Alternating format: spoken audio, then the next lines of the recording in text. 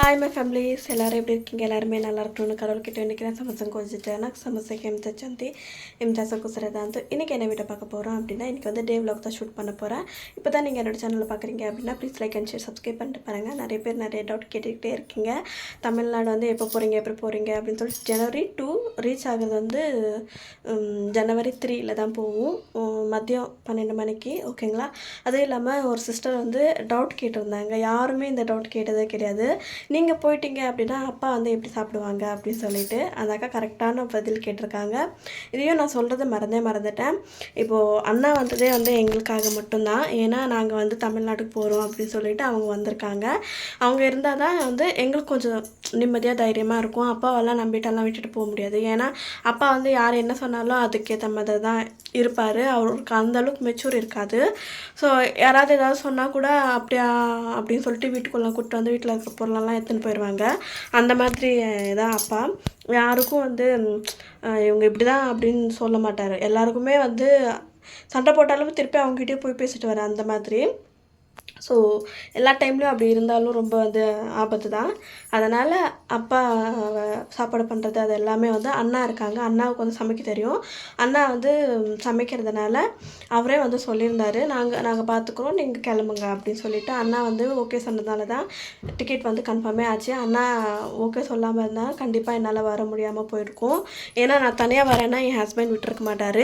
ஏன்னா திருப்பி வந்து யாராவது என்னை கூட்டிகிட்டு போயிடுவாங்களோ அப்படின்ற பயமும் அவருக்கு இருந்துகிட்ருக்கோம். ஸோ அதனால் அண்ணா வந்து சமைச்சு அப்பாவுக்கு வந்து கொடுக்க போகிறாங்க. அண்ணா எல்லா வேலையும் பார்த்துப்பாங்க ஓரளவுக்கு. பட் இருந்தாலுமே வந்து ஒரு பொண்ணு இருந்தால் வீட்டில் எப்படி நீட்னஸாக இருக்கும், வீட்டில் பொண்ணுங்க இல்லைன்னா எப்படி இருக்கும் அப்படின்னு சொல்லிட்டு நம்ம எல்லாருக்குமே தெரியும். ஸோ இருந்தாலும் ஓரளவுக்கு வந்து மேனேஜ் பண்ணிப்பாங்க. அவங்க 2 பேருக்காக சமைச்சு இது பண்ணிப்பாங்க. ஸோ அந்த நம்பிக்கை எனக்கும் இருக்குது, மாமியாருக்கும் இருக்குது. என் ஹஸ்பண்டாக இருந்திருந்தால் எனக்கு இன்னுமே ரொம்ப ஹாப்பியாக இருந்திருப்பேன். ஏன்னா எல்லா வேலையுமே அவர் செய்வார். எனக்கு உடம்பு சரியில்லை அப்படின்னாவே பாத்திரம் கழுவுறது, துணி துவைக்கிறதுல எல்லாமே செஞ்சு கொடுப்பாரு எனக்காக. அவங்க அப்பாவுக்காகனா பண்ணி கொடுக்க மாட்டாங்களா என்ன? எல்லாருக்காகவும் எனக்கே உடம்பு சரியில்லைனா, அப்பாவுக்கு உடம்பு சரியில்லைனா, மாமியாருக்கு உடம்பு சரியில்லைனா கூட மாமியாரோட வேலை எல்லாமே வந்து அவங்க பண்ணுவாங்க. அவங்க ரொம்ப கேர் பண்ணிப்பாங்க. பட் கோவம் தான் கொஞ்சம் அதிகமாக கோவம் மாதிரி இப்படி பண்ணுவார். மற்றபடி பாசத்தில் வந்து அவரை மாதிரி வேறு யாருமே வரமாட்டாங்க. அதுவே கோவம் வந்துச்சுன்னா, கோவம் வந்தால் அந்த மாதிரி வேறு யாருமே இருக்க மாட்டாங்க. சரி, ஓகே, ரொம்ப வளன்னு பேச வேண்டாம், வாங்க வீட்டுக்குள்ளே போகலாம். ஃப்ரெண்ட்ஸ், இன்றைக்கி வந்து கீரை பொரியல் பண்ண போகிறோம். கொத்தமல்லி பாருங்கள் எவ்வளோ ஷைனிங்காக இருக்குன்னு சொல்லிட்டு மாமியார் வந்து வீட்டு பக்கத்தில் இருக்கிறவங்க கிட்ட வந்து பிடுங்கிட்டு வந்தாங்க அப்படின்னு சொன்னாங்க.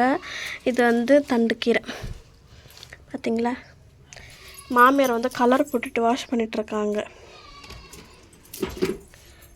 இங்கே பாருங்கள் குட்டி பையன் என்ன பண்ணியிருக்கான் அப்படின்னு சொல்லிட்டு, இந்த மிளகா செடியை வந்து இந்த இதெல்லாம் இருக்கும் பார்த்திங்களா, செடியில் இருக்கும் காம்பு எல்லாமே கிள்ளிட்டுட்டேன். அதுக்கப்புறம் மலையில் பாருங்கள் ஒரு 5 6 எண்ணி பார்த்தா ஒரு 10 கூட வராது. அதை மட்டும்தான் உயிரோடு இருக்குது கொத்தமல்லி. அதுக்கப்புறம் பூசணிக்காய் செடி நல்லா போயிட்டே இருக்குது இன்னும். இங்கே பாருங்கள் நம்ம வீட்டுக்கிட்ட எப்படி இருக்குதுன்னு சொல்லிட்டு அப்பா வந்து இங்கேருந்து மண்ணெல்லாம் எடுத்துகிட்டு போய் அங்கே அவங்க கிட்ட காட்டுறேன். அந்த மண்ணுக்கிட்ட எல்லாமே க்ளீனாக நீட்டாக வந்து போட்டுட்டுறாரு. இப்போ தான் பார்க்க வந்து கொஞ்சம் அழகாகவே இருக்குது. இங்கே பாருங்கள், இந்த இடத்துல ஃபுல்லாகவே வந்து க்ளீன் பண்ணி விட்டாரப்பா. ரொம்ப அழகாக இருக்குது பார்க்க இல்லைங்களா. இந்த செவரு மட்டும் ஏறணும். இந்த செவரு, இந்த சைடு, இதெல்லாம் இந்த சைடு வந்து செவரு இருக்குது. இந்த சைடு மட்டும்தான் இது ஃபுல்லாகவே ஏறணும். இது வந்து நாங்கள் தமிழ்நாட்டு போயிட்டு வந்ததுக்கப்புறம் கொஞ்சம் காசு ஆனதுக்கப்புறம் தான் பண்ண முடியும். இங்கே பாருங்கள், கவர்மெண்ட்டில் பைப் கொடுத்தாங்க பார்த்திங்களா, என்ன நிலைமையில் இருக்குதுன்னு பாருங்கள். இன்னும் தண்ணியும் காணும், ஒன்றுமே காணும்.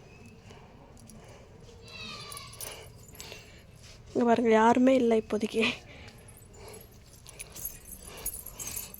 இன்றைக்கி மாமியார் குளிச்சாங்கன்னாமோ தான் சாமிக்கு பூஜை பண்ணுவாங்க. பூவெல்லாம் கொண்டுட்டு வந்துட்டாங்க. குட்டி பையனுக்காக வாலிபால் அவன் இங்கே வந்தானே விளையாடுவான். பூ வந்து கொண்டுட்டு வந்திருக்காங்க பாருங்க. காலையில் நாங்கள் வந்து பாயாசம் செஞ்சுருந்தோம். இங்கே பாருங்கள், இன்னும் சாமி பூஜை பண்ணாமல் இருக்குது.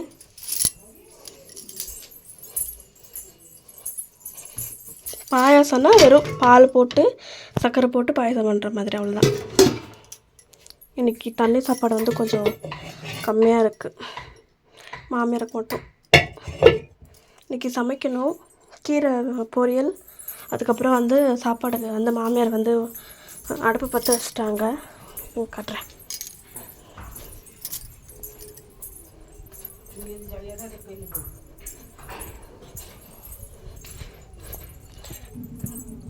பாருங்க, நல்லா எரிஞ்சிட்ருக்கு, அரிசி போட்டுட்ருக்காங்க. தொடர்ந்து ஒரு 3 நாளாக நல்லா வெயில் வர்றதுனால மனுஷன் கொஞ்சம் நிம்மதி. இங்கே பாருங்கள், ஓரளவுக்கு வெயில் வந்துட்டுருக்கு. மரத்தில் அதுக்கப்புறம் 2 தேங்காய் தான் வந்துச்சு, அதுக்கப்புறம் வரல. இந்த இதில் அது கூட இல்லை. இன்னும் கொஞ்சம் மேலே போனால் மேபி வரலாம். அங்கே வந்து கீரை எல்லாமே போட்டிருக்காங்க, வாங்க பார்க்கலாம். இங்கே பாருங்கள், பாலக்கு, அதுக்கப்புறம் தண்டு, கொத்தமல்லி எல்லாம் போட்டிருந்தாங்க. அதெல்லாம் காலி பண்ணிட்டாங்கன்னு நினைக்கிறேன். இங்கே பாருங்கள், மழை வந்தாவே எப்படி இருக்குது பார்த்தீங்களா? உங்களுக்கு தெரியும்னு நினைக்கிறேன். இந்த இடத்துல நல்லா கார்டனிங் பண்ணலாம். எங்களே சொல்லியிருந்தாங்க இங்கே பண்ணுங்கன்னு. ஆனால் இந்த வீட்டு பக்கத்தில் இருக்காங்க பார்த்தீங்களா, அந்த இதுக்கிட்ட அவங்க வந்து எல்லாமே எடுத்துகிட்டு போயிடுவாங்க, நம்மளுக்கு எதுவுமே வைக்க மாட்டாங்க. அதனால் வேண்டாம் அப்படின்னு சொல்லி விட்டுட்டோம். இன்றைக்கி சமையல் வந்து சிம்பிளாக போயிட்டுருக்கு. அப்பா வந்து மீன் பிடிக்கிறதுக்காக போயிருக்காரு. பார்க்கலாம் இன்றைக்கி எவ்வளோ மீன் கிடைக்குது அப்படின்னு சொல்லிட்டு. இன்றைக்கி ஞாயிற்றுக்கிழமை மாமியார் சாப்பிட மாட்டாங்க, நான் சாப்பிடுவேன், அண்ணா சாப்பிடுவாங்க, அப்பாவும் சாப்பிடுவாங்க. மாமியார் வந்து சாப்பிட மாட்டாங்க, ஏதோ விரதம் இருக்காங்களாம், சம்திங் ஏதோ தெரில.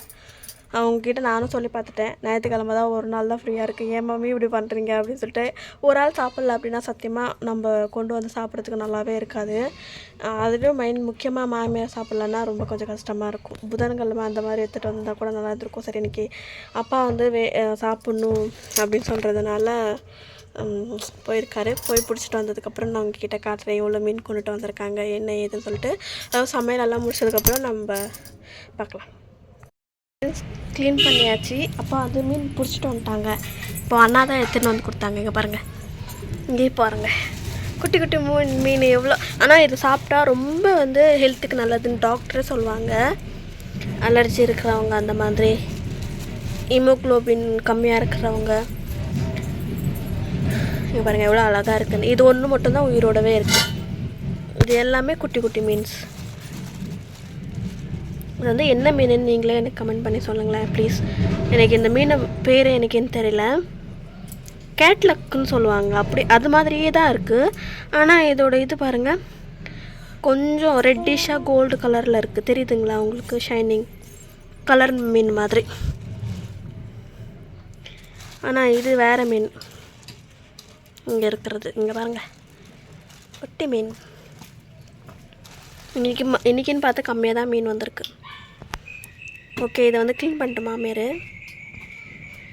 ஓகே ஃப்ரெண்ட், இன்றைக்கான வீடியோஸ் அவ்வளோதான். இன்றைக்கி வந்து கொஞ்சம் ஷார்ட்டாக தான் இருக்கும். ஓகே, இன்றைக்கான வீடியோ எப்படி இருந்துச்சு அப்படின்னு சொல்லிட்டு மறக்காமல் கமெண்ட் பண்ணி சொல்லுங்கள். பிடிச்சிருந்துச்சு அப்படின்னா please like and share, subscribe பண்ணிட்டு பாருங்கள். ஓகே, பாய் எல்லாருக்கும்.